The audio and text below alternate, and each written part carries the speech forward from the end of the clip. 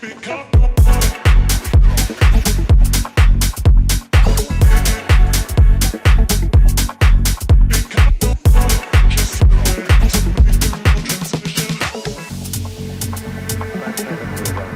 is your family, particularly your wife and your mum, how have they been supportive of you in your dream of getting back into boxing? Yeah, so when I first told my family that I wanted to box again, initially when I stopped, it was because I made my mother a promise that I wouldn't box anymore. So for me, I wanted to go back to her and ask her and just kind of want to buy her and just get a blessing, I guess, that she was okay with me doing this again. Yeah, I always told them when they were young, do what you want, do what you're passionate about.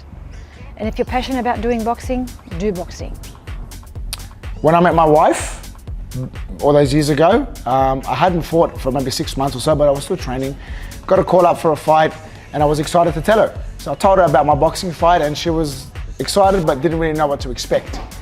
And then when she got to the actual auditorium and she saw the intensity of the auditorium and the way that the crowd was and the way that I was in the ring and the intensity that I bring to the fight, I think she got a little bit freaked out. I think obviously when I first watched a fight, we were just dating. So he wasn't really anything to me and he was like, oh, I'm gonna be boxing. And I'm like, great, that's cool. Didn't know what to expect, rocked up and I freaked out. And so, to put it plain and simple, I know that my number could be called at any given point in time. And that's enough of a reason for me to just get up and pursue the things that, you know, make me feel alive inside. And boxing and the hope that I may hold up my hand with a championship belt hold in it, it really inspires me, it really motivates me, it really drives me. Recently, Danny would have started training and head back into the ring. I was fine about it, honestly. I was fine about it. Like I said, he wants to do this, it's his passion. I want him to do what he wants to do. I don't want him to live in regret. I just don't want to be that kind of guy that says a lot of stuff and doesn't do anything. I want to be the guy that backs up what he says and is a go-getter and goes out and accomplishes the things that he's set out to accomplish. And he said he wanted to start boxing. How did you feel about that? The thing with the boxing career with my brother is that I always knew that it wasn't over. So when he told me that he was ready to get back into it, I knew it was just a matter of time before I heard those words again. And that's because I know that boxing is his passion. Ever since we were young, he was always the one to be there, shadow boxing and just standing, doing this all the time. A large part of me wants to be that boxer that I used to be, but a large part of me isn't that guy that I used to be. And the reason why I say that is because I'm 31 now, and when I was fighting I was 25, 26. No, I was younger actually. I was 24, 23, 24 years old.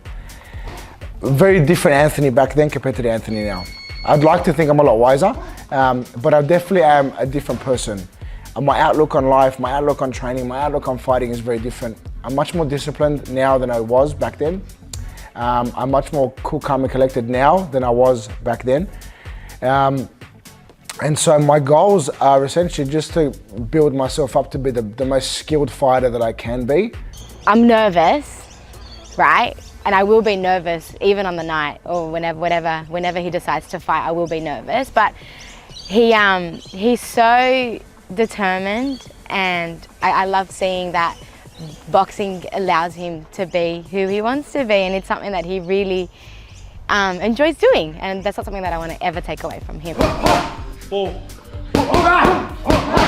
3. Must be pretty hard to train, getting back into your boxing, but also run a business, have a personal life. So you could tell me some of the hurdles you're faced with? Yeah, look, I think the hurdles are everyday, the everyday stuff. There is definitely plenty of reasons to not train because other things could be done with that at the same time. But it's just a matter of me being better organized, number one, and just making sure that I keep myself accountable.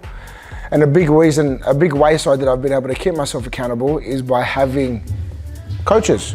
So just like I'm a coach for all my clients and I keep them accountable, I have my coaches that keep me accountable. Anthony over the last 10 years, strengths-wise hasn't changed at all. He's still got the same drive, same hard work ethic.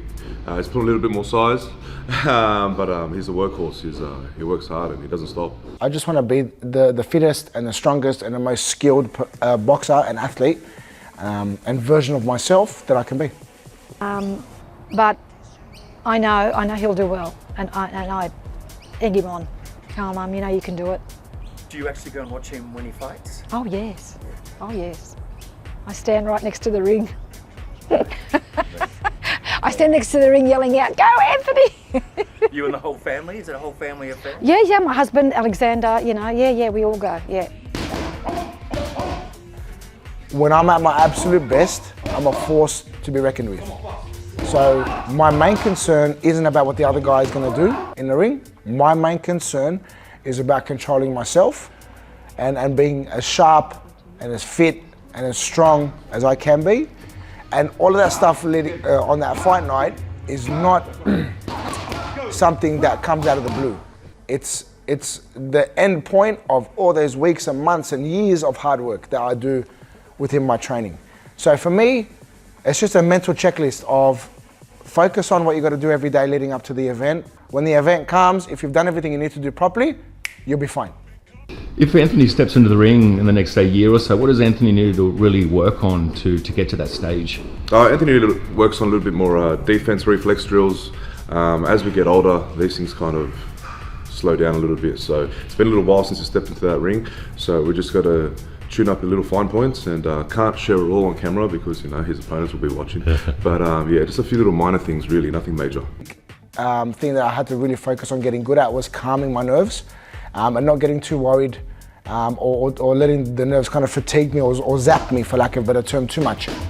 So all I would think of, and it's still the same thing that I tell my clients today who do powerlifting, is while I'm training, leading up to the actual event itself, never leave a stone unturned. Yeah, his competitive nature is something that I've always loved about him because I kind of get my competitive nature from him. At the end of the day, I'm the younger brother, so I had my older brother to watch. And watching him when it came to, playing sport and whatnot, I always saw that drive that he had to be the best that he could be. When I went into that proper first fight, it was pretty funny. And the reason why I say that was because when I think about it, there was no technique. Like when I teach people to jab, I didn't throw one jab. It was just haymaker on haymaker on haymaker. And it was just the adrenaline that took over. I beat the guy. It was my first fight. The guy had 4 fights. I beat him, which I was very happy with. But when I look back on that performance and kind of, putting into practice all the things that I was training to do, yeah, it all went out the window once the bell rang. And that was just pure adrenaline and nervousness and lack of experience. If he gets hit once, he's going to hit back 10 times harder, not just once, but about 10 times. And I've seen that with his fights. He may have copped, a shot to the nose, a shot to the body shot, and there's this little smirk that he does. Second, third fight, a little bit better, still lacking that control of that nervousness and that anxious energy. But I was a lot happier with how I was able to control some of those nerves and be able to see things better and have a bit of a slower approach to what I was doing, not be so 100 miles an hour. Jim, what characteristics make, in your opinion, a champion in boxing? Champion, your heart, determination, your drive, doing things that other people aren't willing to do. At the times they're not willing to train at 6 o'clock in the morning. They're not willing to push themselves, get up early, train hard. There's little extra things. There's little extra things that make a champion. So in my last couple of amateur fights, my last 2 amateur fights, both of those fights were for amateur state titles. Massive honour to be a part of that championship fight, but then a great blessing to be able to win both those fights. I still have those title belts to this day in my office, and any of my clients that ever sees them would understand why I have them there. They're my sign to myself every day that through hard work and dedication and consistency and sacrifice and discipline, you can achieve pretty much anything you want to achieve. I think to be successful, I guess you need to be feeling a certain fulfillment in yourself. So whatever it might be, whether it be goals that you have set for yourself personally or business or family goals, whatever it might be, I think success is when you finally reach that point where you're just like, this is what it's meant to be. And then feeling that sense of fulfillment within you. Right now, I'm in a good place, mentally, physically, and my body's really responding nicely to what we're doing with our training, with the fitness and the skill work and the strength work. It's very hard to have your mind stop, but at the end of the day, that's what it means to be an athlete as well, is to be able to balance your life, personal, work-related, and everything else in between, with being an athlete as well.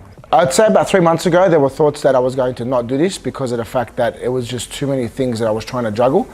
And I thought maybe right now was a bit too premature. I was being a little bit too adventurous. Not adventurous, sorry, the wrong word. I was being a little bit too, I was kind of getting ahead of myself and not being very realistic with myself. But I've come to realize that that's okay to have off weeks. It's okay to have off months. Doesn't mean that everything goes to shit and then you just stop.